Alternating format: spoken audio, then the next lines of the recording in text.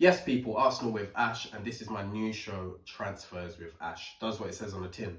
I'm going to be talking about Arsenal's transfer dealings, whether it's incomings, outgoings, throughout the weeks and the next couple of months until the window shuts in September. And yeah, we've got off to an absolute, in terms of the transfer window itself, it's gone off to a flyer. Obviously, we're in this little window of the 1st to the 10th of June where the window's open for a short period for those, well, for everyone, but primarily for those that are in the Club World Cup. It will then close again until I think the 16th and then or the 18th, and it reopens again until September. But the window is hot. Everyone's doing stuff.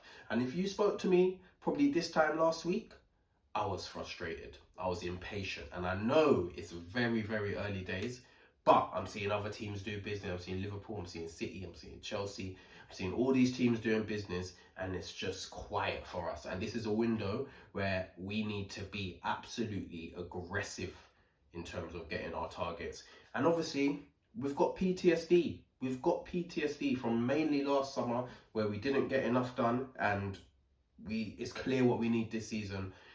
So the PTSD is there and it's valid. But over the last week, things have warmed up a bit. We're on the verge of signing Kepa from Chelsea in a £5 million deal as our second choice keeper. Obviously, he was on loan at Bournemouth last season, had a really good season with them. Yes, he was a flop. There's no bones. Let's not water it down. He was an absolute flop at Chelsea. They paid about 70 mil for him, 70, 80 mil, and he was an absolute flop. But as a second choice goalkeeper, I think he's 30 now. He's been at Real Madrid. He's, like I said, had that season on loan at Bournemouth, first choice, and he seems to be a little bit more reliable. But if it's not a deal to delve into too much, because let's have it right. He's going to be a second choice goalkeeper. We've seen what's happened with Neto in the season just gone. Neto came on loan and he played one game in the Champions League, a dead rubber against Girona, and apart from that we didn't see him. So if I'm being honest with you, it's unlikely that we see Kepa too much. We'll probably see him maybe in like the Carabao Cup, the FA Cup maybe, but apart from that, if David Raya is fit, David Raya plays. So £5 million for a keeper that's had that experience, I'm not mad at it at all. It's another Spanish player. Obviously he should work well with Raya in the goalkeeping department. And yeah, we'll see what happens. But yeah, that deal's pretty much done. So yeah, hopefully we should get an announcement on that this week. Martin Zubimendi, been hearing about this deal for months, and yeah, it's pretty much done. Is the report? The reports are saying that it's pretty much done. He's got a £51 million release clause. I believe it's all activated and everything's done. But what might be holding it up, and this is the rumours and the word on the curb, don't know anything official, is that Sociedad want it to be counted in next year's financial accounts, which means that we have to register him on the 1st of July. So apparently that is the reason what's holding up the deal, and it's not to do with other teams coming in and him changing his mind or whatever. But we'll see with that. But yeah, that one looks like it's pretty much done, and he's a top player, man. A top player. I think he's going to be brilliant in that little number 6 role. He's basically Jorginho with legs, and Jorginho's a very good player. If you remember that to the back end of the 23-24 season when we was going head to head with City, and we had that Jorginho Rice pivot, it was class. Let's have it right. That was class. And if Zubimendi can replicate that in terms of him working alongside Declan Rice, then we've got a mad midfield on our hands. So yeah, hopefully that one goes through. But like I said, it's looking like it's going to be one that's announced within probably the next 3-4 weeks. So we'll see what happens with that. And obviously Benjamin Sesko, that's the big one that we're talking about this week. That one's progressed quite a lot this week. We've clearly decided that he's our number 1 target over Victor Gyökeres. And we're going all in. It's looking like that Leipzig want a figure in between 70 to maybe 90 million pounds for him. I know they've got some sort of gentleman's agreement, him and the club, to let him go for a reasonable fee that works out for them and obviously works out for him. and I understand that personal terms with him are basically done. So yeah, he's happy to join the club, and it's just about agreeing a fee with Leipzig. And I understand that those talks are progressing well. So hopefully we get some more news on that this week. I am personally very excited. I think he's an absolute baller. Yes, his stats aren't amazing in terms of his Leipzig career, but if you look at his career as a whole, and he's only 21 years old, he's got a load of goals. But it's his all-round game for me. It's not even just the goals.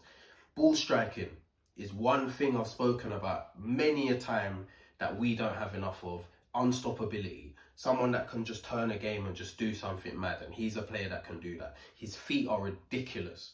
For a big man, his feet are ridiculous. He's quick, he's strong, he's good in the air. Yes, he's a young player, and he's got a lot to improve. I'm not doubting that, but I think his potential is sky high. So I'm really excited for that one. Hopefully that one gets done, and like I said, hopefully we get some news over the week.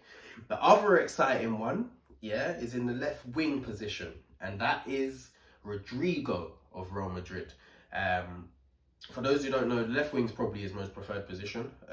He's been pushed out to the right to facilitate the likes of Vinicius and Mbappe in the Real Madrid team, and it sounds like he's fed up of being in the shadows. And I respect that if that is the case. I know that Xabi Alonso has come in as their new manager and he wants to speak to him, so I think it's all up to what Xabi's plans are for him, and whether he's happy with that or whether he wants to go somewhere and be like a main man. And I think if he comes here, it'll be a massive signing.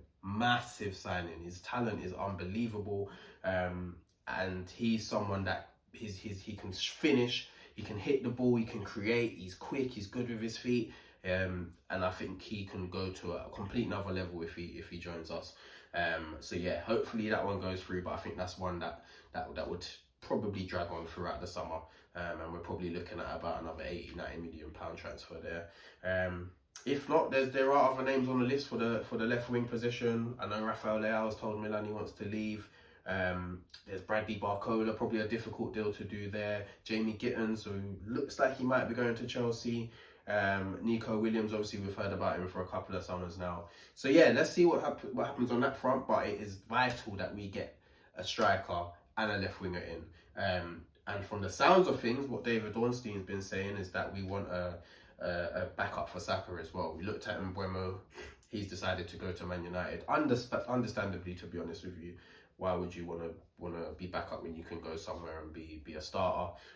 So yeah, hopefully we do look at that as well. That would be amazing if we manage to get a starting left winger, centre forward, and backup for Saka.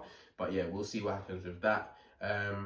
And then at centre half, do we stick with Kivior or do we go for another player? I know we were in for Dean Huijsen, who was at Bournemouth, but he's gone to Real Madrid. So we'll see whether we go into the market there as well. So lots and lots are happening. Obviously we've got the contract talks as well. That's a Partey, the boys Ethan and Miles. Mainly Partey is the one, because if he doesn't sign, he's gone. He's on the free agent. I don't know what's happening there. Apparently the deal was closed, but it's still not agreed. So I don't know what's happening with that, but I'm sure we'll have more developments in the upcoming weeks. And that's pretty much it in terms of incomings and obviously the contract front. We've had Gabriel sign a new deal, which has been amazing. Massive part of the team. Best centre back in the club last season. Probably top 2 in the league in Europe for me. So yeah, it's amazing to have him stay. I think he signed until 2029. And then outgoings. Jorginho's gone to Flamengo. I think he's gone on a free. He's gone back to Brazil, and he's going to be playing in the Club World Cup for them. Nuno Tavares, he's gone to Lazio. They've activated their option to buy. I think it was around about 8 mil.